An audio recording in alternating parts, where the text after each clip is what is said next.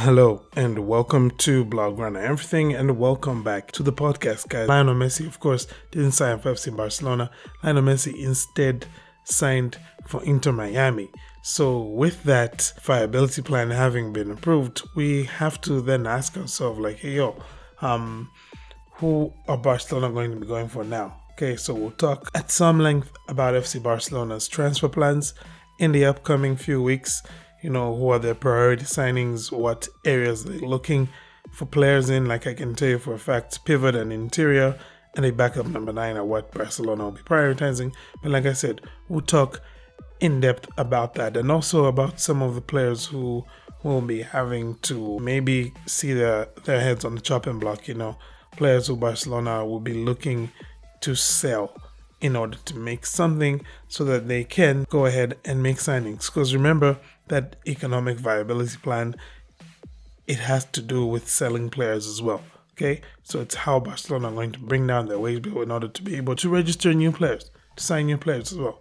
And there are quite a few players whose contracts need registering as well. But anywho, where to start with this? I think I'm going to start with Barcelona's transfer plans now that Messi is no longer on the agenda. Well, we do know from some of the things that have been said by the likes of Gerard Romero that Barcelona would be looking at a player like Bernardo Silva, and looking at the fact that Manchester City have just won the Champions League, maybe that's a negotiation Barcelona can manage to pull off, getting Bernardo Silva to Barcelona, because what really is there left to achieve at Manchester City? Although we all know that what would be the biggest stumbling block at the end of the day would be a price, how much Barcelona would have to pay, and clearing up that wage bill, making that salary cap space. Okay, so at the end of the day, whoever Barcelona are intending to bring in, this is what, you should, in the back of your mind, have it that these guys I'm talking about that Barcelona is going for them to come, they would have had to put in place all those other measures that had been dictated by their economic viability plan. Okay, I'm getting tired of saying that entire phrase. I'll just say EVP from now on. So if you hear me say EVP, you know exactly what I am referring to. Okay, so who exactly now is on Barcelona's transfers agenda? What exactly are their transfer plans? So what we know from official, unofficial sources, because the club always has its people who it whispers things to. So what we know from those guys is that the top priorities for FC Barcelona are a pivot, an interior, and a backup number 9. These are the top priority. Other positions like left wing and right back are not top priority, and these are signings which will really, really depend on Barcelona being able to make sales.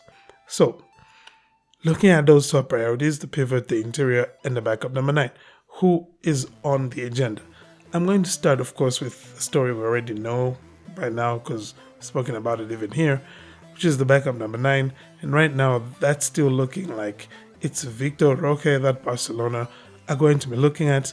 Of course, his situation is complicated because a transfer fee is involved, and at the moment, I'm not sure if Barcelona have agreed to any fee with Atletico Para, and maybe they're not going to be able to. But at the end of the day, they'll need to pay a fee of something like 40 million euros to be able to register him, to be able to sign him. Then, of course, we're going to talk about the wages that they'd have to offer him and be able to register him. So that's the backup number 9 option. On interior, the one that is leading the race here, and it's looking likely like it could be announced. We did see the rumors even before that Champions League final was played that Barcelona will try and announce this signing right after the Champions League final has been played. That's, of course, signing of Ilkay Gundogan on a free transfer from Manchester City. So this is basically Barcelona for the third summer in a row now, looking to make the most of those free agency players. And I mean, last season it worked out pretty good. You could say maybe even the season before that, it wasn't too bad how it worked out for them. But yeah, Ilkay Gundogan is looking, from what we're hearing, like he's likely to sign for FC Barcelona, mostly because His wife, who stays hundreds of miles away from him in Manchester, would be very willing to move and live with him in the same city if the city he was living in was Barcelona.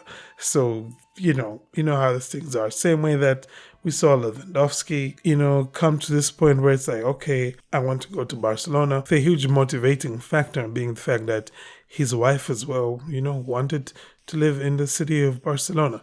So, you don't underestimate exactly how much of a pull just living in a new town can be. And also, you don't underestimate exactly how much someone's spouse has to say in as far as where they're going to be playing football.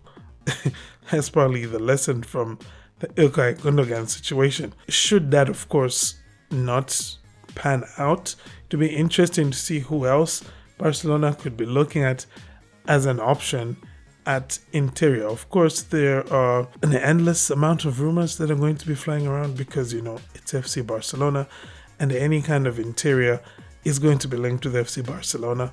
We've already seen the fact that guys like Gabri Veiga have been linked with Barcelona. That's, of course, not likely to happen because of the simple fact that Gabri Veiga is going to cost a hell of a lot of money. Okay? So, just right here and right now, we can forget about that. All right? Ilkay Gundogan is leading the race for a interior for FC Barcelona, but another player who is kind of like, on the plan B side of things for Barcelona, should Gundogan not work out, is a Villarreal player named Alex Baena. And Alex Baena is, of course, an interior, and he plays more or less like, I would say, a Pedri. Imagine a Pedri who likes to shoot more and who runs with the ball a lot less, and who is less patient in the build-up on the ball. And you've got Alex Baena. So that's the other option Barcelona are reportedly going to look at. That's obviously just going to be in the case where the Ilkay Gundogan option does not work out.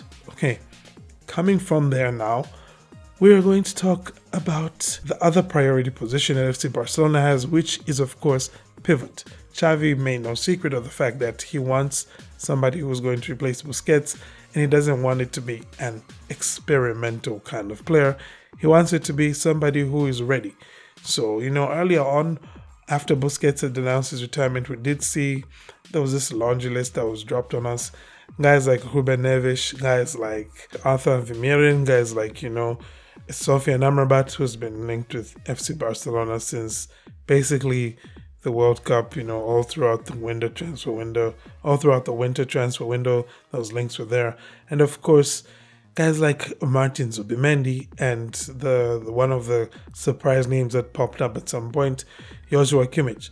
Now, what we have right now as the guys who Barcelona are actually looking at is that I'm going to start in reverse order here just because, it's an interesting list. Plan C for Barcelona at pivot is, of course, Sfyan Amrabat. Plan B is now Martin Zubimendi, a player who Xavi has spoken a lot about and who he said get him. But the guy who's surprisingly surmounted Zubimendi, despite the fact that we heard clearly that, those earlier links were lies.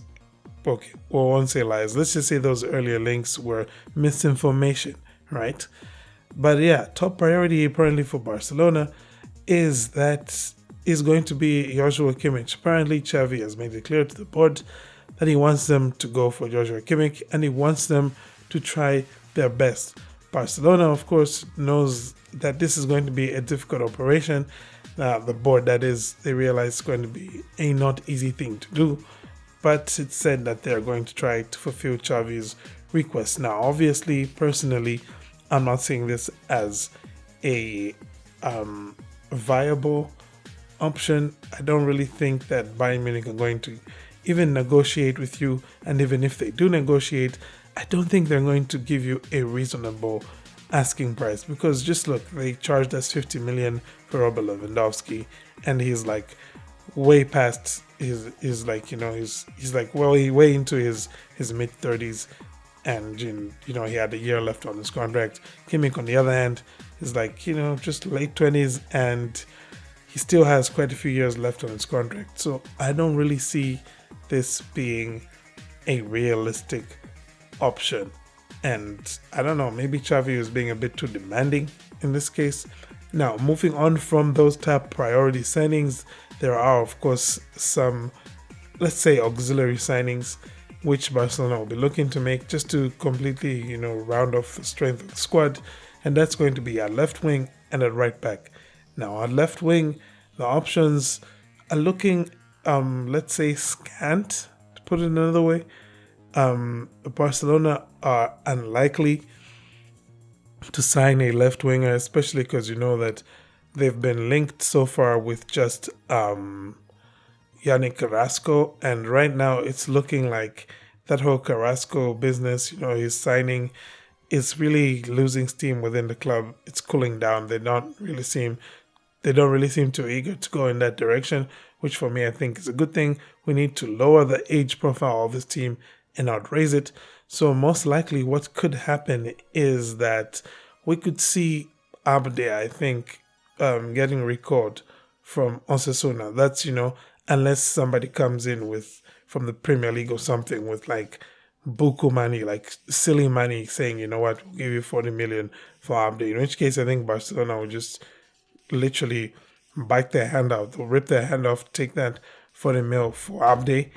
And yeah, apart from him, I don't really see anyone else who Barcelona are recruiting at left wing. More likely, they're going to be trying to push people out in that position. And we'll talk about that a little bit more. Just to touch briefly on the right back option. And right back right now is going to depend on whether or not Barcelona, for starters, are going to have cap space after they've done their business at pivot and the backup number 9 and at interior.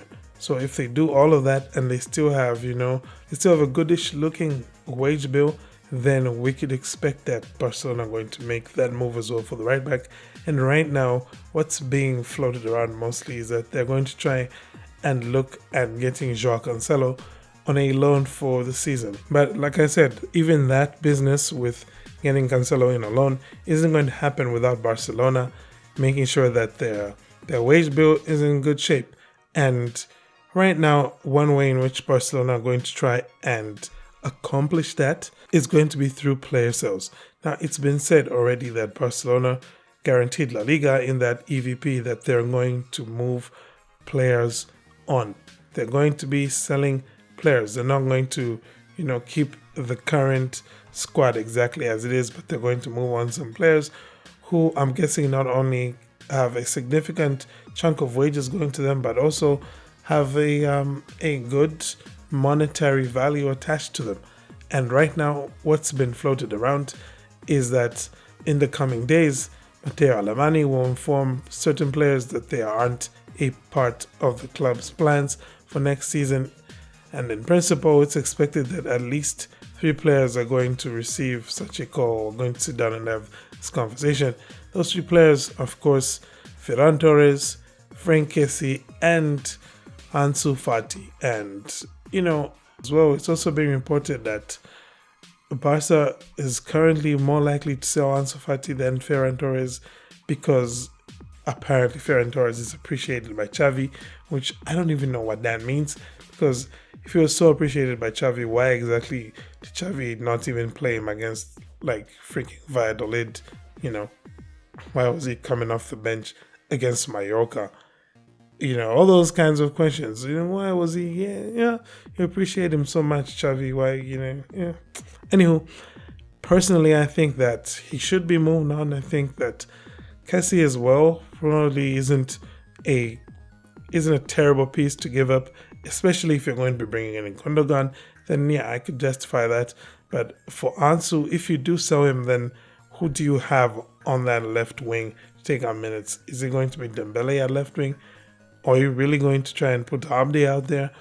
Anywho, that's just about that, guys. I'm hoping that I can at least be putting one